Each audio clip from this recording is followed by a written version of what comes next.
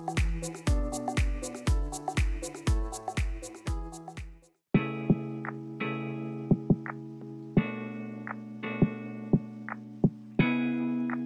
everyone, it's Caitlin and welcome to another video.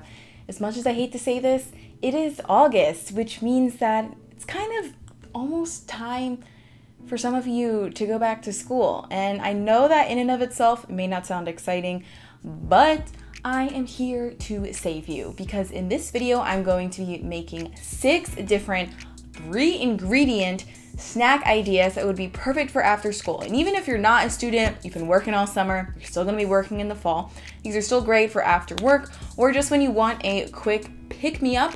And all of the ingredients are very simple because these are 3-ingredient snacks. We are going to be using some store-bought products and some of them may be a little healthier than others, but throughout the video I'm going to try to give you basic modifications.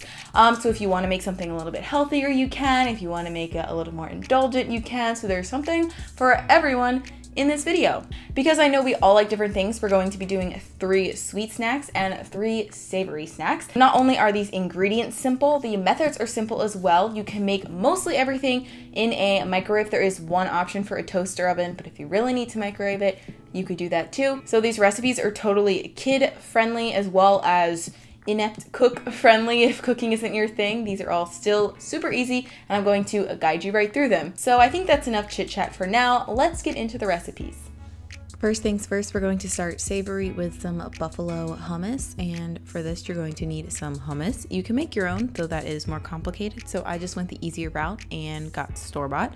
And then we're just going to drizzle in some buffalo hot sauce. You can do as much as you'd like. I like it pretty spicy, so I added a decent amount. I just think this is a great way to change up the flavors of your hummus and make it a little bit more flavorful and interesting. And this is also semi-inspired by those popular after-school snacks like buffalo wings. I think you can still get the great flavors of buffalo sauce without having to eat an animal in the process. If you want to, you could even heat this hummus up a little bit to make it more of a realistic and warm after school snack. So you can serve this with either veggies or pita bread, whatever you have on hand. You could even warm up the pita bread. That would be so freaking tasty. For our second snack, we're going to be making a pita pizza. This is perfect if you want to make it to share with some friends or if you're feeling extra hungry and want your own pizza. So instead of making our own pizza dough or cooking our own pizza dough, we're just going to use a pita and spread some marinara sauce over it. If you don't have pita bread, you can use a tortilla, though I do think pita bread is more realistic because it's more fluffy. And then to make this vegan, we're going to use vegan cheese. Now we have 2 options. We have some store-bought vegan cheese, which isn't as healthy, though it is more realistic. And then we have Nutritional Yeast, which is a vegan and vegetarian cheese substitute. It tastes kind of cheesy and is packed with B12. So obviously, if you want to go super indulgent and more realistic, I would recommend using the store-bought vegan cheese, but Nutritional Yeast is still a good option.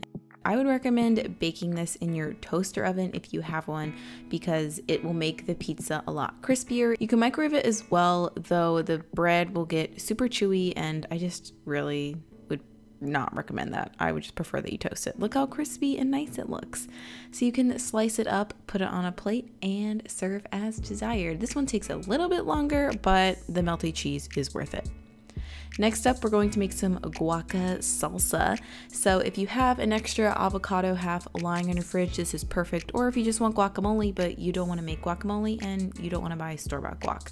First things first, we're just going to cut an avocado in half, remove the pit, and then use our knife to sort of score the avocado, and then take a fork and mash everything up until you have a nice avocado mash. Then instead of having to add in a bunch of other ingredients to make guacamole, we're just going to take a little cheat and add in some salsa because it still has the onions, some salt, some other flavors from like jalapenos and stuff. So we still get a nice guacamole-esque flavor with only using 2 ingredients. And you can serve this however you'd like. I mean, I would recommend chips, but if you want to go the healthier route, you can serve it with carrots too. Let's be real though, nothing quite compares to chips and salsa. So now we're moving on to sweet, and first up we're going to make some apples and caramel sauce. Caramel sauce traditionally is not vegan, but we're going to be making a super simple one by mixing some maple syrup with some nut butter.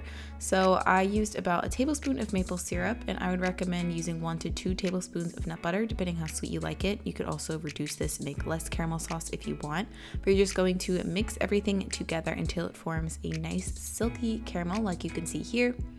And then we're just going to chop up an apple. You can use any apple you'd like.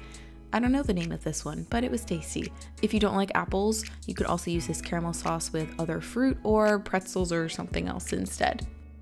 Next up, we're getting a little bit more fancy. We're making some date Snickers. So I do have a vegan Snickers recipe on my blog, but it's more complicated, and this one tastes pretty much the same, but it's only 3 ingredients. So the star of the show is the medjool date. You can get this at your normal grocery store. They look kind of like enlarged raisins if you've never seen them before, but they have a really nice sweet and caramelly flavor, sort of like the caramel flavor of a Snickers bar. So first we're going to pit our dates, and carefully you're just going to take a knife and run it along one portion of the date, then pop that open with your fingers. And if you're unfamiliar with dates, all of them have a pit that's inside, but you also want to check to see, sometimes they have a little extra thing on top. I don't really know what that's called, but basically you're just going to haul out your date, and it is a perfect vessel for other things that we're going to stuff it in. Just repeat this process with the rest of your dates. I decided to make quite a bit just because this recipe will last a long time. If you just want to make a single serving, you could do like 2 or 3, but you know, it's just easier to do all the effort at once and then have snacks that are easy for the rest of the week. So we're going to take our dates and then transfer them onto a baking tray or something lined with parchment paper, because things are going to get a little bit messy. And now we're going to stuff them with peanut butter. I am using smooth peanut butter, but you could use crunchy peanut butter if you wanted to mimic the peanut pieces of Snickers a little more. I would just recommend you use natural peanut butter because it is a lot runnier and it's a lot easier to spoon it inside the date. So I'd recommend spooning like between half a teaspoon to a full teaspoon of peanut butter into the center of each date. And you're just going to repeat this process with however many dates that you are working with. And what is a Snickers bar without chocolate? The answer is not a real Snickers bar. So we're going to melt some chocolate in the microwave. I'm using some dairy-free chocolate chips. These are actually very easy to find in your grocery store. I would look for semi-sweet chocolate that sometimes is just accidentally vegan, but if you can't find them, you can also order them online. So we're going to melt our chocolate in the microwave. You're just going to pop it in the microwave at 30-second intervals and then use a spatula to mix the chocolate. This is just because the microwave heats things unevenly and you don't want your chocolate to burn at the bottom. As you can see, the chips are starting to melt a little bit, and we're just going to keep repeating the process and mixing the chocolate. And then once about 75% of the chips have melted, you're just going to stir it until everything melts. You don't want to burn the chocolate, so that's why we stop at about 75%, and the rest of the heat of the chocolate will melt the remaining chips. So now the fun part, we get to drizzle our dates with chocolate. If you wanted to, you could even dunk the entire date into the chocolate mixture. It's your life, do as you want. But once you finish, you're just going to set those aside to cool. And if you want them immediately, you could eat the melty chocolate, or you could stick them in the fridge and they'll be ready a little bit faster. Either way, once the chocolate is hardened, we get, it doesn't really look like a Snickers bar, okay, but it tastes like a Snickers bar, guys, and they're so good, and they just really satisfy those peanut buttery chocolate cravings. Last but certainly not least, we're going to be making some peanut butter and chocolate popcorn balls. This is kind of a random recipe, but I promise it is really delicious. So first things first, we're going to take some peanuts and carefully chop them up. If you don't like peanuts, you could substitute this with another nut, or if you have a nut allergy, you could use sunflower seeds or pumpkin seeds. They just provide a nice crunch and textural contrast to the popcorn. So I am using plain popcorn. Guys, I was trying to use up leftovers and it's like a protein popcorn, so that's why there's brown stuff on it. I don't really know what's going on, but I promise it was just plain sea salt popcorn, so you can use whatever popcorn you want. You can even make your own popcorn in the microwave using popcorn kernels and a paper bag. I've shown that on my channel before. Either way, you're going to add your peanuts into the mixture. Then we're just going to stir everything up a little bit and then douse it in melted chocolate. I'm using the leftover melted chocolate for my dates, but you probably want about 3/4 of a cup of melted chocolate, and then stir everything together until everything's nice and coated.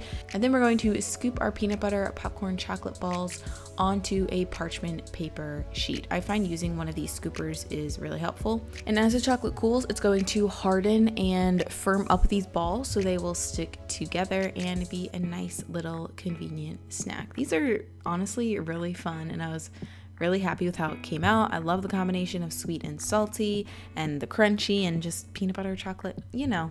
So I hope you try them. And there you have it. There are 6 3-ingredient back to school recipes. Let me know if you found this video helpful and if you'd like me to film more recipes like this. And also let me know what your favorite after school or after work snack is in the comments below. Maybe I can film it for a future video.